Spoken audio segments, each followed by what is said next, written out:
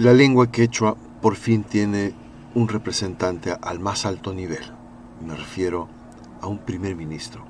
Nunca antes en el Perú un primer ministro quechua hablante había llegado a esa posición tan importante, políticamente, culturalmente, socialmente hablando. Tal es el caso del ingeniero Guido Bellido, quien últimamente ha sido polémico no solamente por utilizar el quechua en su discurso ante el Congreso, sino porque también se intenta desacreditarlo con unas acusaciones, estamos seguros, totalmente falsas, de parte de una señora congresista, pues que no es precisamente la flor de la canela, como se diría en ese tema de Chabuca Granda. El hecho es de que el quechua, nuestra lengua originaria del Perú, necesita ser valorada, necesita ser reconocida en el Perú mismo. Amigos, el día de hoy les quiero presentar la entrevista que le hicieron hace unas horas al primer ministro Guido Bellido. Acompáñenme en esta hermosa aventura del conocimiento, conocer qué piensa nuestro primer ministro.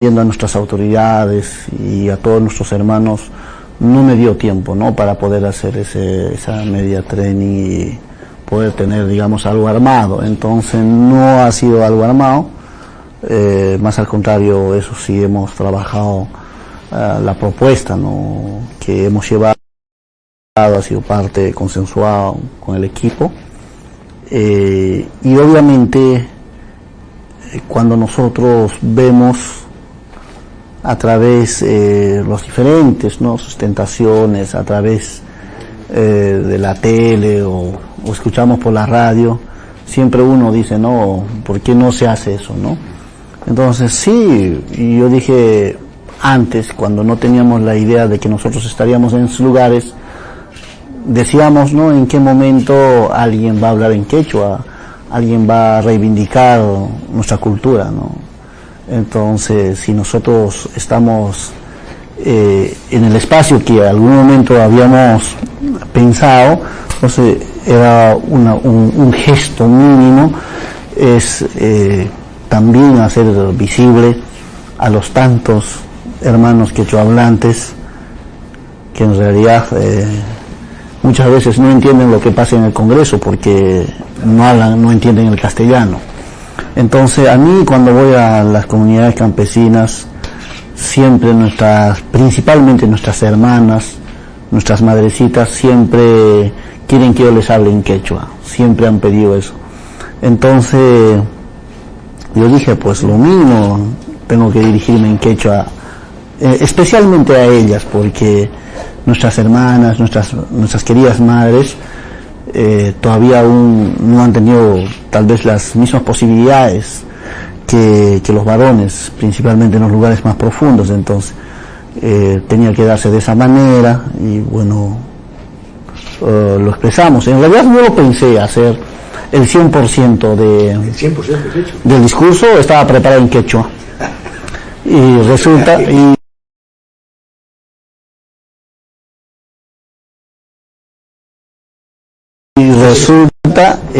también está,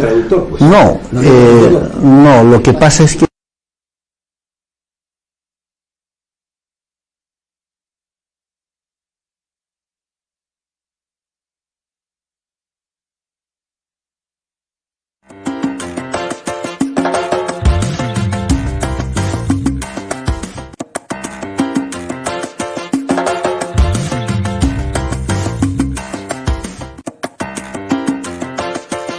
obviamente en estas condiciones no estaban dadas para que yo lo desarrolle en puro quechua, porque también se sentirían un poco discriminados, ¿no es cierto?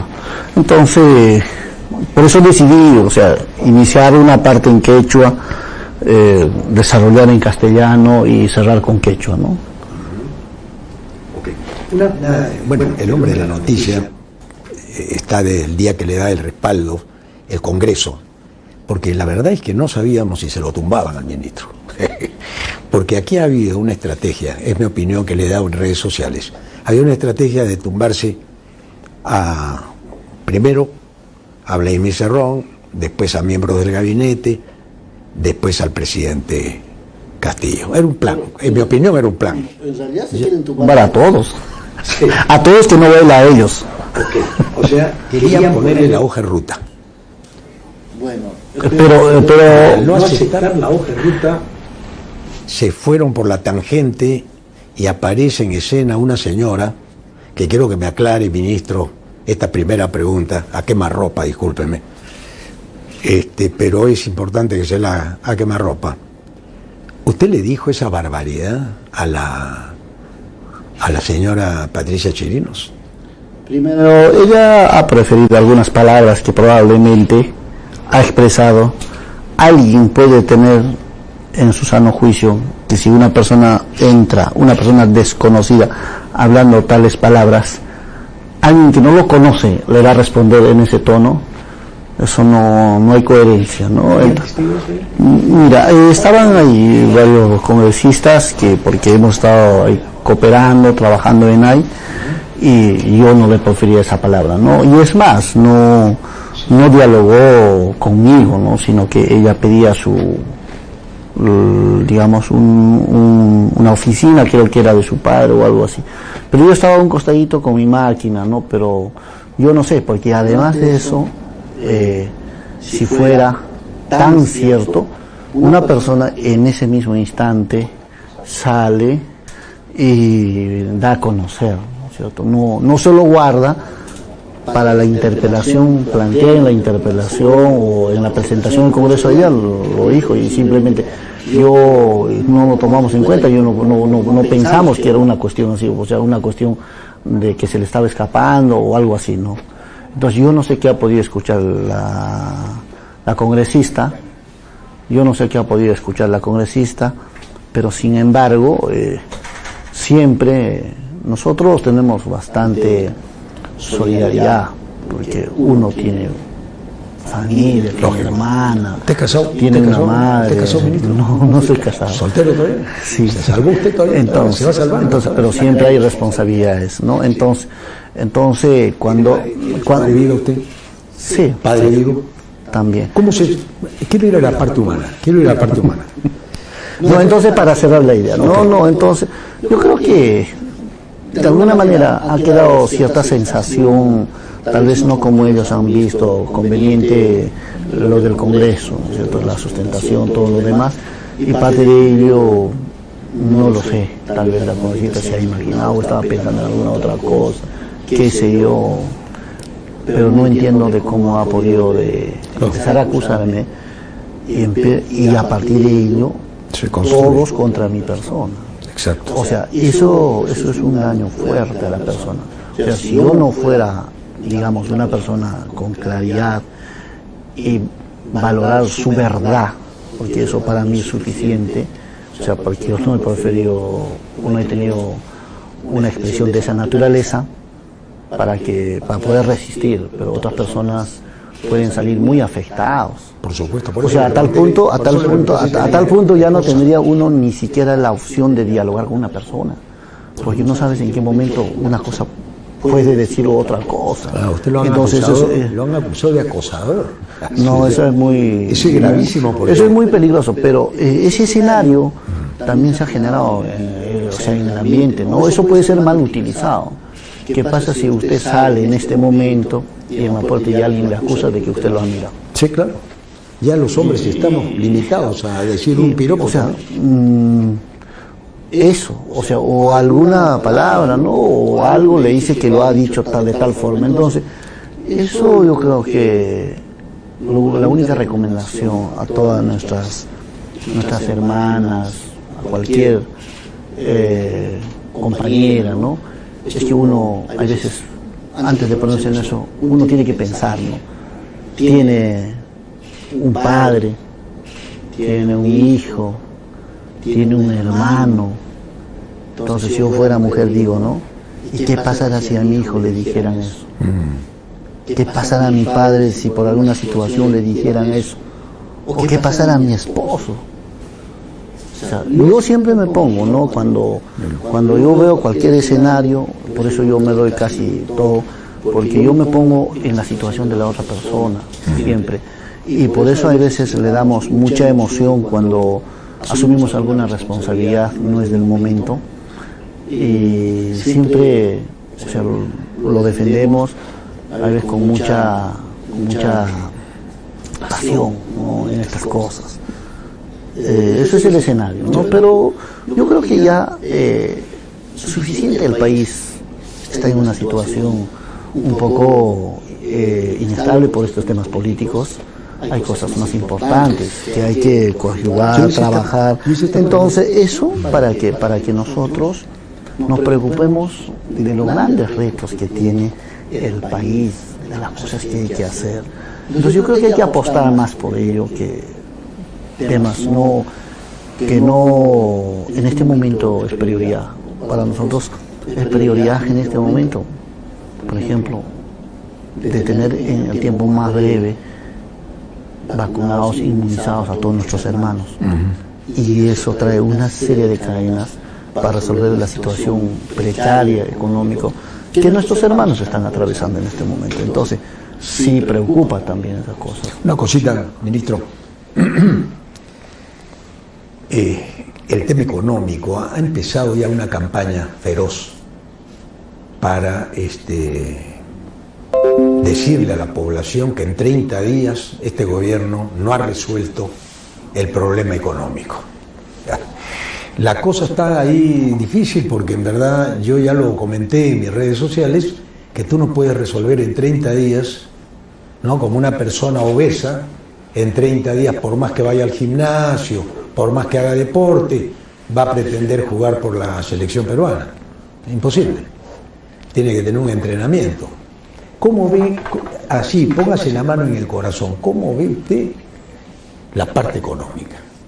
Que se viene con todo. Yo he dicho que si en 4 meses este gobierno aguanta 4 meses, el gobierno a partir de enero despega. No, yo creo que hay que tomar decisiones importantes, ¿no? La población ha apostado por este gobierno para que existan cambios. Y en este momento estamos implementando las condiciones para que se den esos cambios, ¿no? En el plano administrativo, lucha contra la corrupción. Hoy estuve con todas nuestras alcaldesas, 100 alcaldesas a nivel nacional, que tienen una asociación de alcaldesas bicentenario, con ellas, y a mí me dio mucha pena, don Ricardo.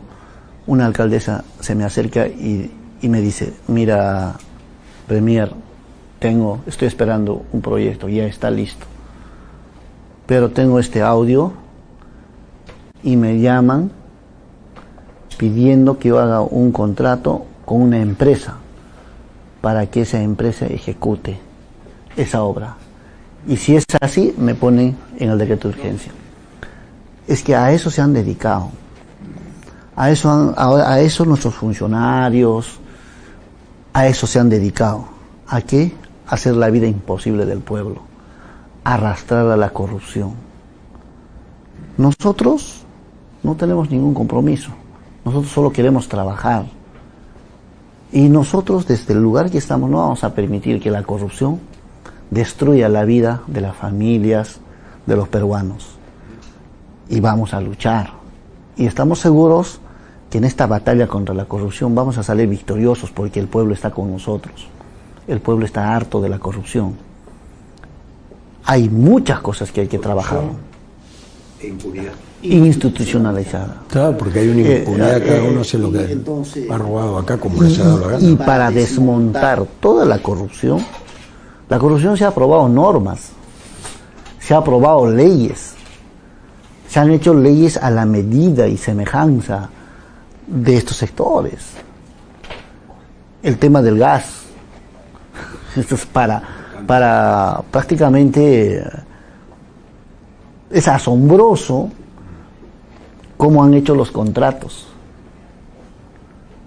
pero parecieran como si fueran enemigos de los peruanos.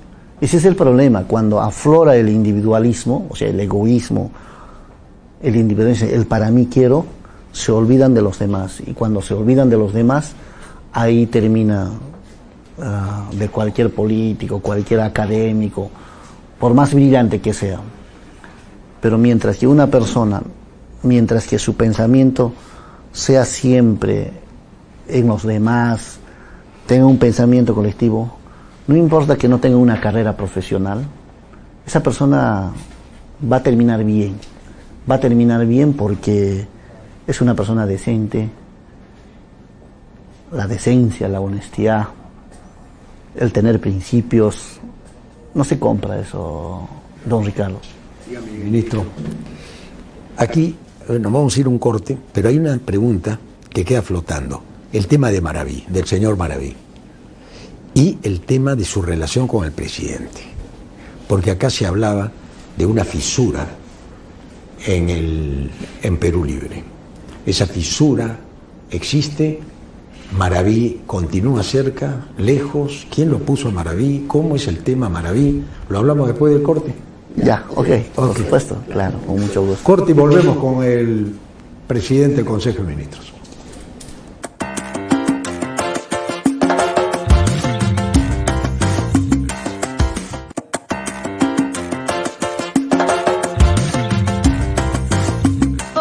Canales nacionales e internacionales con instalación gratuita a solo 50 soles.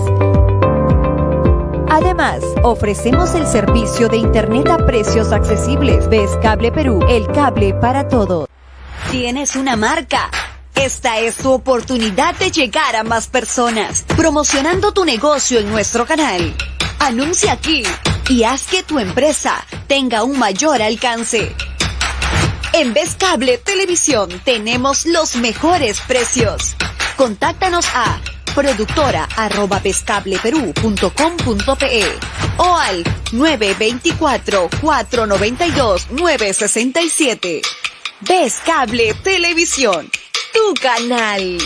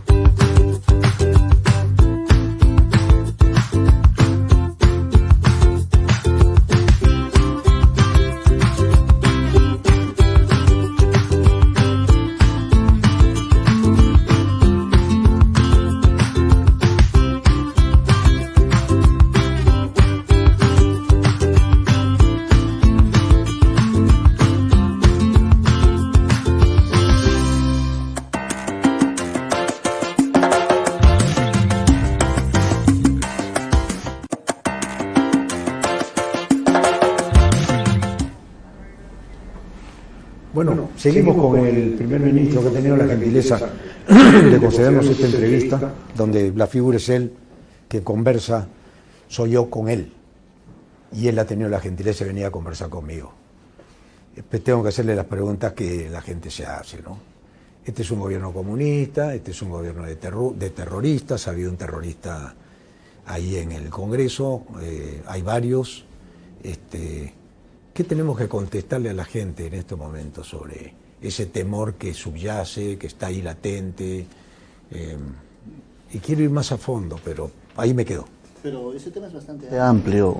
Preguntabas antes respecto a Maraví, sí. Y tal vez... Maraví con está... No, yo creo que respecto al ministro de Trabajo, nuestro hermano Maraví,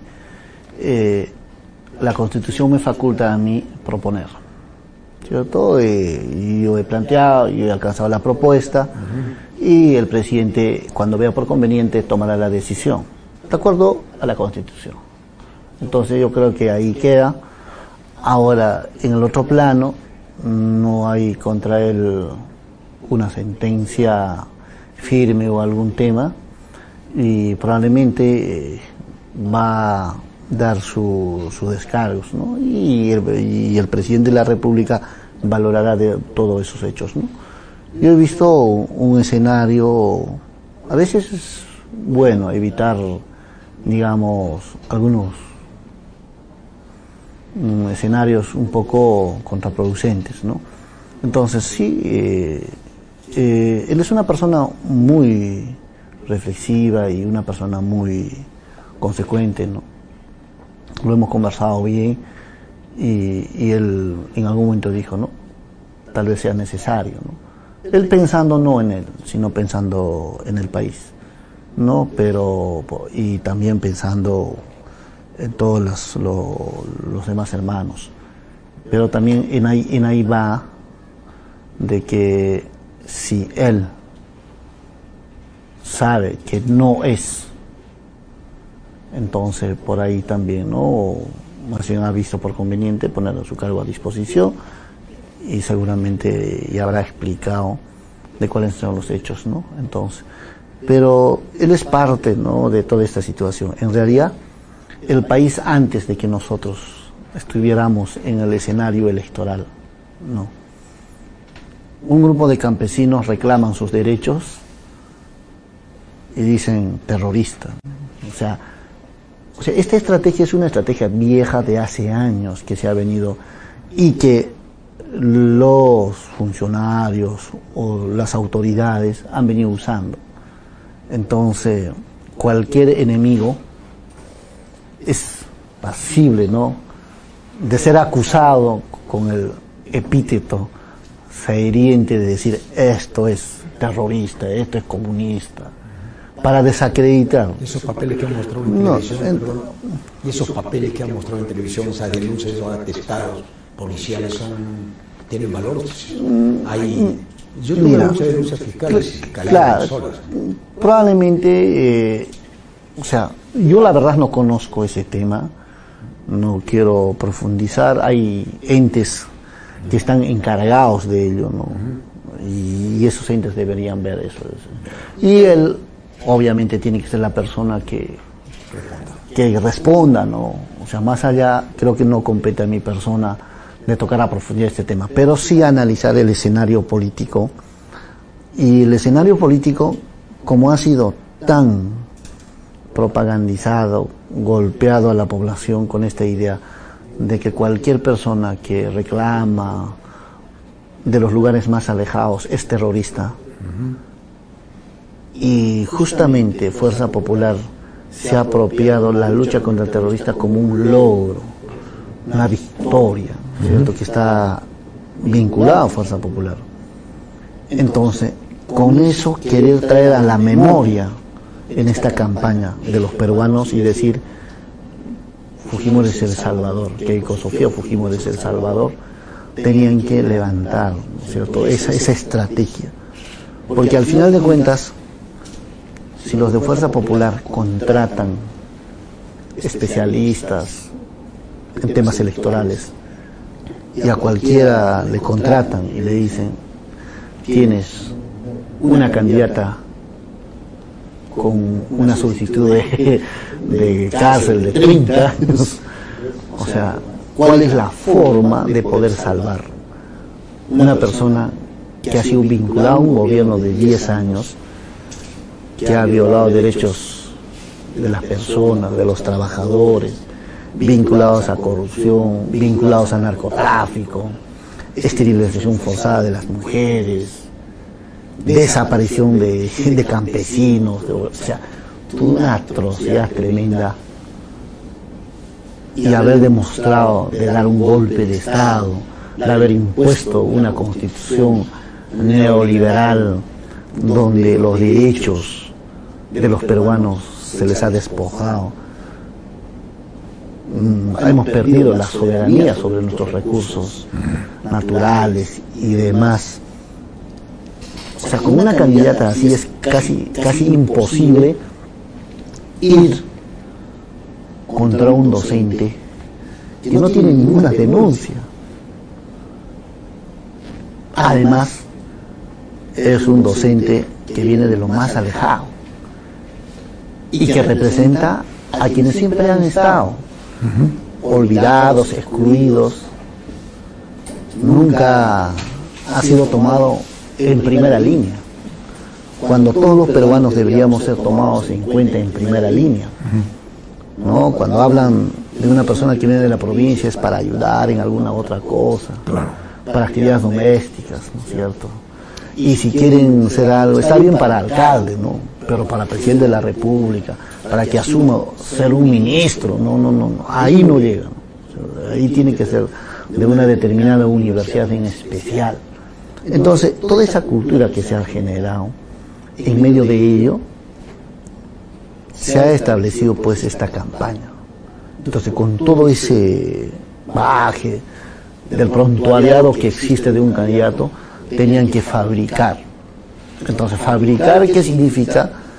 Que al candidato de Perú Libre, el profesor Pedro Castillo, hacerle aparecer que es terrorista, que está vinculado con Movadef, que es comunista, que te va a quitar tu casa, que te va a quitar tus bienes, te va a quitar tu tierra. O sea, eso es jugar a la amenaza y eso debería estar penado, ¿no? ¿Por qué? Porque genera a las personas una situación emocional adversa. Sí, pues. Entonces, eso es lo que se ha hecho. Es decir, se ha hecho una campaña, ¿no es cierto?, para equiparar y para que la gente diga, ¿no?, se olvide de los temas de corrupción, del narcotráfico, de toda esta situación, para que se olvide ponerle algo que no lo es. Ya casi logran. O sea, que tampoco no han estado equivocados. Cuando Pedro Castillo, nuestro actual presidente, tenía que ganar por encima de los 65%, porque nosotros habíamos previsto, ¿no? En la primera vuelta, a la primera vuelta, nosotros dijimos, esta victoria va a ser por encima de los 65%. Pero no preveíamos... Las redes sociales daban esa impresión, ¿eh? Sí, entonces, pero no se preveía, ¿no? Tremenda maquinaria, ¿no? Tremenda maquinaria. Entonces, todo ese tema, la campaña no ha terminado, ¿no? La campaña no va a terminar tampoco. Tampoco va a terminar y pensamos que los 5 años tampoco va a ser una cuestión de tranquilidad, porque es así, ¿no? Van a continuar. Pero aquí hay un tema importante, no hay una conexión virtuosa entre el gobierno y la población.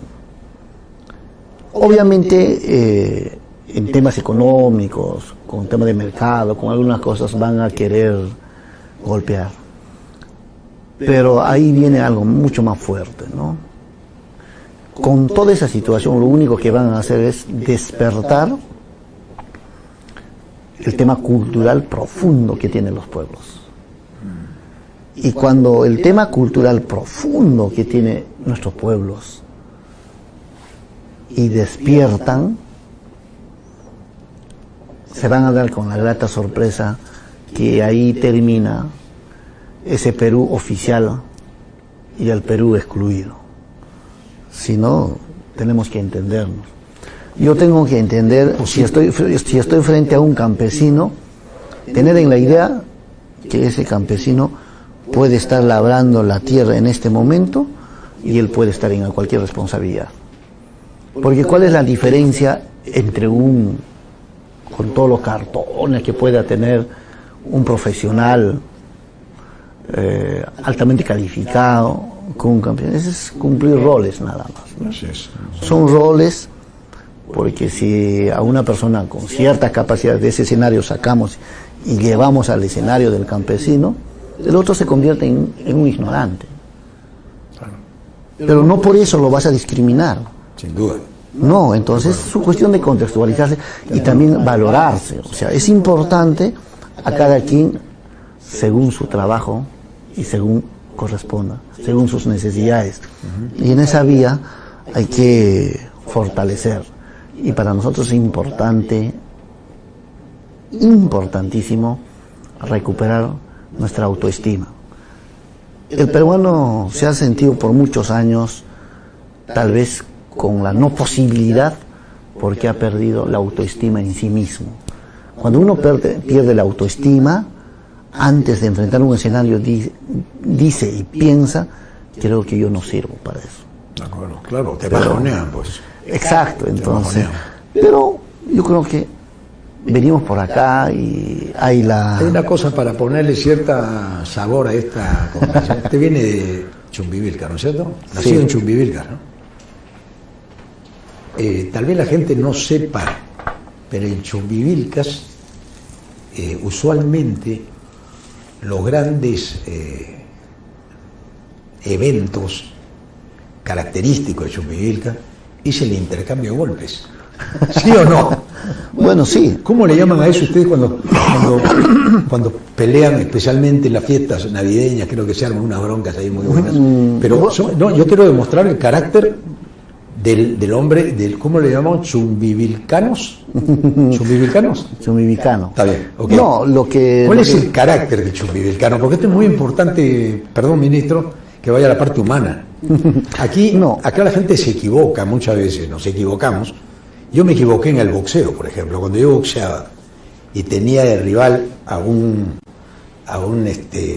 andino o un serrano recio, uno se equivoca y cuando siente la pegada acusa el golpe.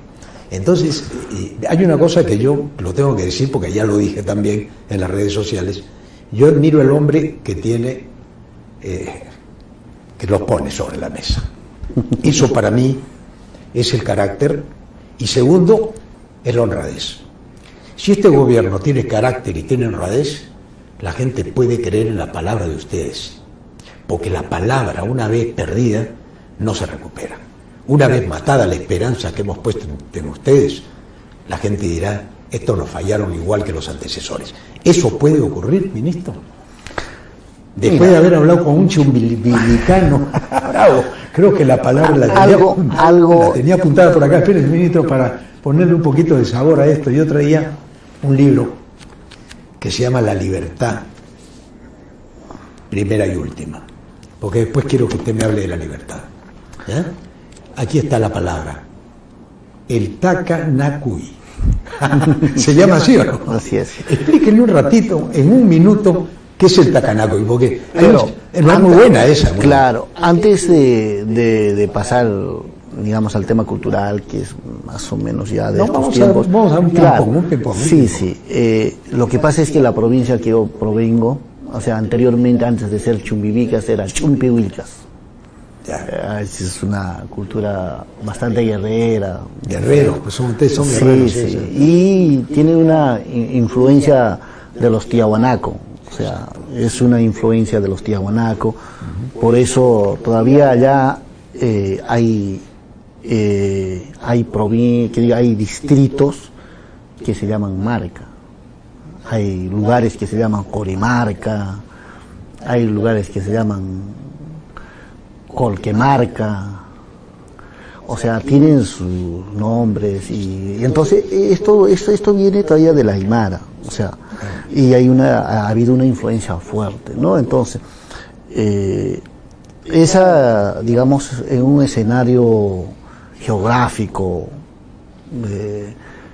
y también por las condiciones mismas, la gente es bastante amable ahí, pero al mismo tiempo responde.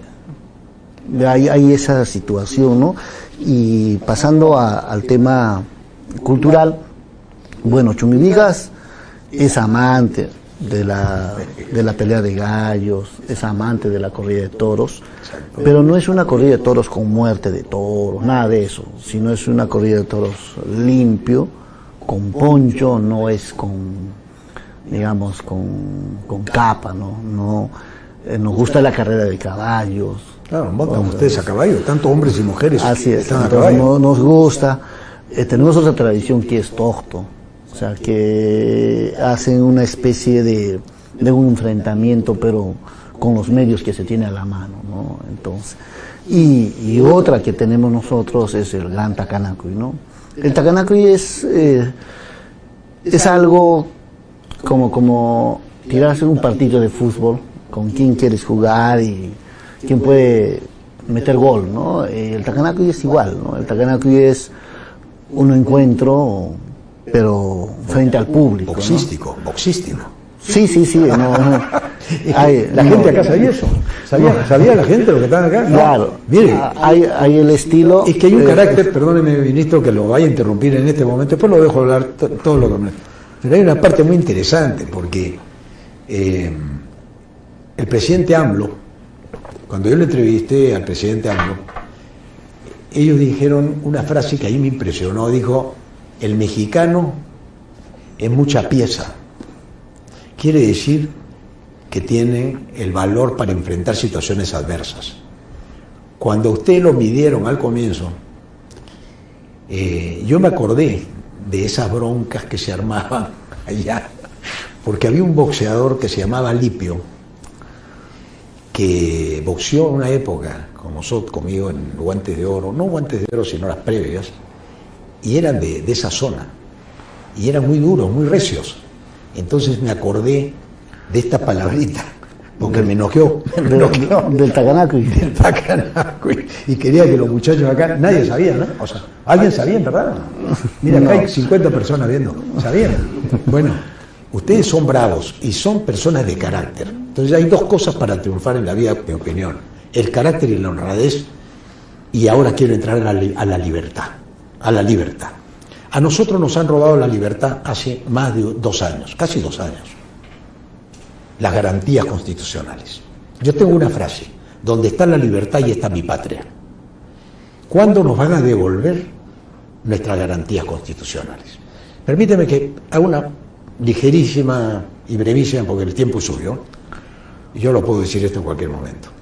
Yo pienso que cuando los hombres son libres, absolutamente libres, al comienzo puede que haya movimientos extraños, pero después la misma sociedad se desahoga y todo cobra su nivel y se estandariza la paz social en el país. Yo creo en eso. Entonces mi pregunta es, ¿vamos a seguir sin garantías constitucionales? Con el riesgo de que mañana cualquiera se meta a tu casa y dice, mira, no me gusta Belmont porque entrevistó al ministro, este también debe ser, o cualquier otra persona puede ser terruco, porque no hay garantías constitucionales ahora, ministro. No hay garantías constitucionales. Estamos el único país en el mundo sin garantías constitucionales. ¿Qué hacemos ahí? Sí, en realidad hay varias cosas que hay que trabajar, ¿no? Pero para esos cambios se requiere también un Congreso con ese espíritu, ¿no? Y en mayoría. Esperamos construir eso. Correcto. Estamos en este momento en una etapa de comprensión y también de ordenarnos. Por eso yo saludo a los congresistas de las diferentes bancadas, ¿no? Que han apostado por la gobernabilidad, ¿no? Eso es importante. Pero también desde el gobierno tenemos que hacer los esfuerzos para que nuestros hermanos se sientan seguras, protegidos y que puedan también tener la libertad, ¿no es cierto?, de tomar sus decisiones, de que sus actos también sean protegidos por el gobierno. Pero mucho más allá, en el plano filosófico, la libertad está plasmada en conocer nuestras necesidades. Si conocemos nuestras necesidades, entonces podemos disfrutar de la libertad, porque el grado de libertad está estrechamente relacionado con las necesidades que pueda tener una persona o en el plano de la física, ¿no? La materia. Qué bien. Así es. Maestro, maestro le dije porque usted estuvo como el maestro. ¿Cómo se siente usted que el hombre, el dueño del partido, esté siendo condenado y hoy día hay un titular, me parece, a 16 años de prisión por lavado de activos? ¿Qué tiene que decir usted en defensa o en simplemente analizar el hecho de que hoy día sea acusado Vladimir Cerrón de ser una especie de la inteligencia negra con ciertas acusaciones firmes y fuertes que la prensa hoy día la ha puesto en primera plana en todos los medios y el malo de la película, digamos? Yo he escuchado que los partidos, ¿no es cierto?, pagan a sus militantes para que vengan, le dan dinero incluso a sus candidatos, pero desde el momento que nosotros iniciamos en el partido y que nos hemos incorporado, nunca nadie ha pagado algo en el partido nuestro. Cada uno ha corrido con lo suyo. Eso es bonito porque uno empieza a valorar, te cuesta. Y a nosotros haber llegado hasta este punto y al pueblo que ha abrazado Perú Libre, le cuesta al pueblo. Por eso nosotros hemos dicho con claridad cuando nuestros hermanos nos visitan que la presidencia del Consejo de Ministros, que la presidencia de la República no pertenece a nosotros, pertenece al pueblo. De acuerdo, lógico. Porque son ellos quienes han llevado esta campaña y la han apostado todo. No lo que les sobra, sino más bien todo lo que tiene. Porque quieren ver un gobierno realmente que los escuche, un gobierno justo, un gobierno sin corrupción. Y eso se ha estado esperando hace mucho tiempo. Entonces, en ese marco, yo he sido candidato, secretario regional en Cusco.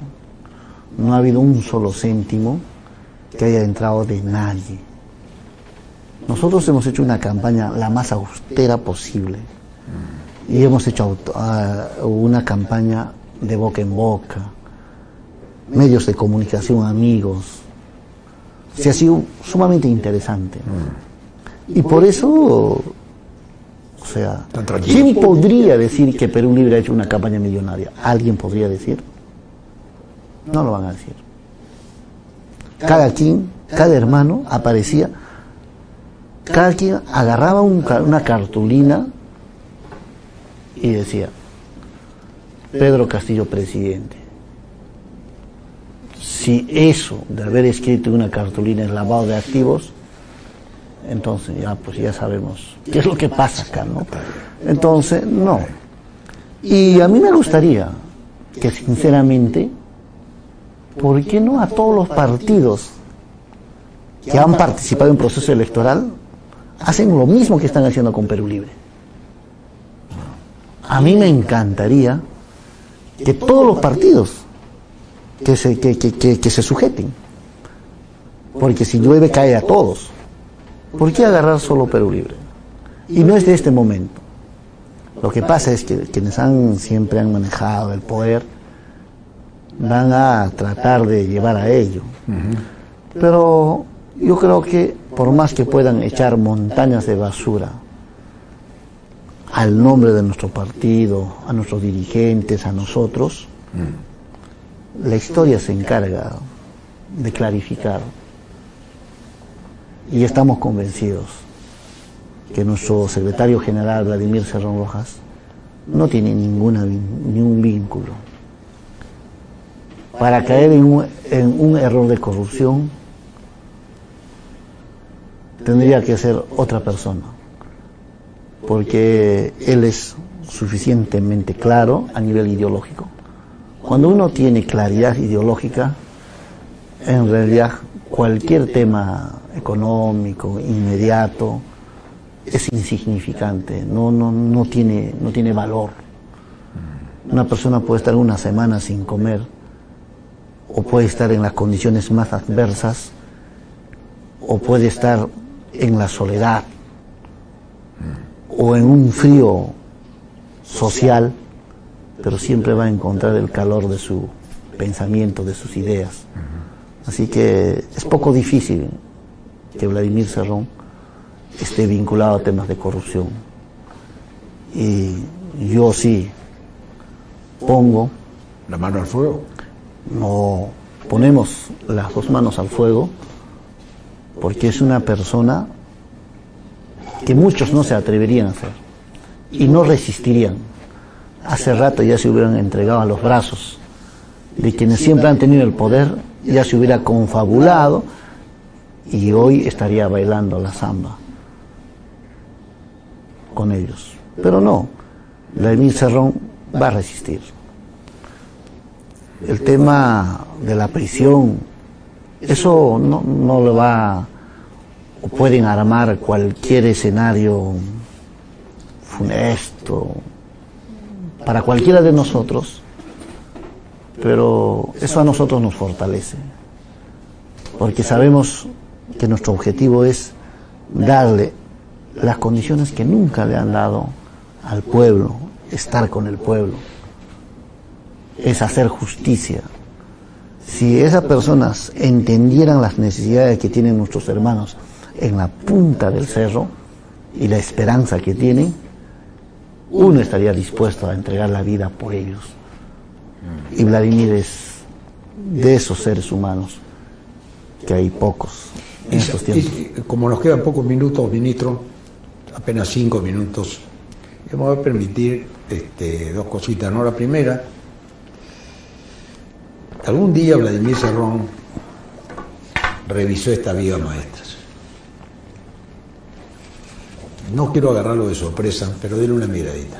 Dígame si usted está de acuerdo, no sé si con la 10, pero por lo menos 50%. Estas son las Vigas Maestras espartanas. No prescribirán los delitos contra el Estado y los funcionarios sentenciados serán inhabilitados a perpetuidad. Yo creo que eso se resume en una sola: cadena perpetua para los corruptos. Y todos deberíamos estar de acuerdo con ello. Y yo le felicito a usted y a las personas que acompañan a usted por poner por delante, porque el que roba a una persona no es igual el que roba a todo un país o los sueños de un país. Debería ser la sanción máxima, ¿no? Extraordinario. Desarrollo de una televisión que promueva valores y sanciones severas a quienes lo incumplen, la ley de protección al menor. Creo que los medios de comunicación han perdido rumbo. Han perdido rumbo en ética, han perdido rumbo en líneas de periodísticos de investigación. Y creo que es necesario hacer una reflexión y deberían hacer eso. Más allá de que exista una norma o algo por el estilo. Es importante asumir con los valores, ¿no? La obligación de los medios de comunicación de promover cultura y distribución de forma equitativa y publicidad del Estado. Claro, la publicidad del Estado tiene que llegar a todos. No puede estar orientado solo a un pequeño grupo selecto. Y eso no es correcto, ¿no? La plata de todos tiene que distribuirse también de manera equitativa. Y así como hay prensa acá en la capital de la República, también hay prensas regionales, hay prensas provinciales y tal. Yo creo que tiene que haber mucho más democratización. De acuerdo, educación pública gratuita y de calidad obligatoria. Tras esto vengo desde la preparatoria, antes de ingresar a la universidad. Por eso es que y esta es la punta de lanza que nos trae hasta aquí. Absolutamente. Esta es la punta de lanza porque la educación es la única que nos va a garantizar que nuestro país esté económicamente, culturalmente, en las mejores condiciones. No hay otra magia aquí. Entonces, lo que sí hay que también es lo que hay que enseñar a la gente. Yo creo que tiene que estar muy orientado al tema cultural, el tema científico. Dos cosas, ¿no?, que deben ser pilares, ¿no?, en este tema. Correcto. Y así, mira, si de los 10, 4 están bien, significa Yo me quedo tranquilo. El 100%. Pero lléveselo para ver gracias. si el presidente coincide con usted. No, por supuesto. Coincide, ¿no es cierto? No, está dentro, en realidad está dentro de nuestro programa que hemos presentado Claro, ministro. a la hora de postular y de entrar en esta coyuntura política. Maestro, usted es el maestro de las comunicaciones, voy a decir. Usted comunica muy bien. Acá hay algo, hay una, a ver, ¿cómo lo explico? La verborrea que hemos escuchado muchas veces y los discursos fantasiosos saturaron el oído de la gente. Escuchar a un ministro que se maneja con esta ecuanimidad a mí me da certezas. Lo que necesita el país son certezas y libertad. Lucha contra la impunidad y termina la corrupción. Y ustedes triunfan. Porque el triunfo no está en el mañana. La gente ya sabe que mañana no se van a resolver los problemas. Pero saben que si se ponen los rieles y tenemos una dirección y nos ponemos de acuerdo a qué país queremos, salimos adelante. Ministro, el minuto de despedida, diga usted lo que piensa, lo que siente, ¿ya? Yo acá termino porque he sido solamente el hombre que incursiona a un canal popular como Vez Cable y que tiene un agradecimiento especial de inaugurar este programa con usted. Muchas gracias. Bueno, muchas gracias. En primer lugar, agradecer por este esfuerzo a la gerencia, a los promotores de Vez Cable, que realmente es un esfuerzo importante para democratizar la información. Y agradecer a usted, una personalidad importantísima en temas alternativos, en medios de comunicación alternativo, que probablemente muchos jóvenes, como quien habla, lo tienen, ¿no?, de referente, que es importante. Bueno, y nosotros podemos tener la fuerza, pero siempre vamos a necesitar la capacidad, la experiencia de las personas mayores. Y yo pienso que el secreto está en saber escuchar a la gente que quiere apoyar, saber escuchar a la gente que se compromete. Y creo también firmemente que cuando uno asume una responsabilidad como la que asumimos, es muy temporal, eso no es eternamente. Por tanto, creo que es importante, debo, y yo todos los días trato y procuro demostrarme y ser lo más sencillo posible y esforzarme en tener la mayor claridad posible para tomar decisiones. Creo que por ahí vamos andando bien, hay grandes prácticamente coincidencias en hacer un trabajo en esa línea, un equipo importante dentro del Ejecutivo, empezando desde el presidente, y eso es realmente plausible, ¿no? Y despedirnos, ¿no?, a nuestros hermanos también en el quechua. ¿Usted habla quechua? Solamente sé ama suya, ama aquella, ama lluvia. Bueno. Ya me la aprendí en la época de Fujimori. Bueno, el quechua es bonito, y quechua, una sola palabra puede expresar algo. Entonces, yo sé que hay una idea interesante. Hay un pedido inmenso aquí en Lima de nuestros hermanos de querer aprender el quechua. Y justo cuando salía, uno de los funcionarios me planteó que hay la posibilidad de hacer quechua gratis para todos los hermanos que quieran aprender. Buena voz. Entonces vamos a evaluar, probablemente tal vez vamos a poner una portal virtual para todos los hermanos, quechua básico, intensivo y avanzado, gratis, desde la presidencia del Consejo de Ministros, por supuesto, para acercarnos mejor. Y usted va a tener la posibilidad ya de asistir a sus clases de quechua. Gracias, ministro. Entonces, muy amable. Punchao, Camaña Guayque Panaicuna, Añay, Hatun, Ricardo Belmo, muchas gracias. Muy amable. Tupananchis Cama. Gracias. Señoras y señores, muchísimas gracias. Hasta el próximo viernes a las 9 de la noche. Chao. Este es Guido Bellido, como pueden ver, un férreo defensor de la lengua materna, el quechua, que es la suya, y la que es de muchísimos millones de peruanos. Defendiendo el quechua, estamos defendiendo a todas las demás lenguas originarias del Perú, aproximadamente 50, la mayoría de ellas en territorio de la selva peruana. Es una riqueza extraordinaria las lenguas, porque cada lengua tiene una cosmovisión del mundo única. Y cuanto más lenguas conozcamos, mejor podemos conocer el mundo que nos rodea y a nuestros hermanos humanos. Si quieres apoyar este canal, hazlo con un poderoso like. Te lo agradeceremos mucho. Y si además lo quieres compartir en tus redes, mucho mejor. Y si además quieres apoyar económicamente este impulso informador, porque no nos olvidemos, un peruano bien informado jamás será sojuzgado.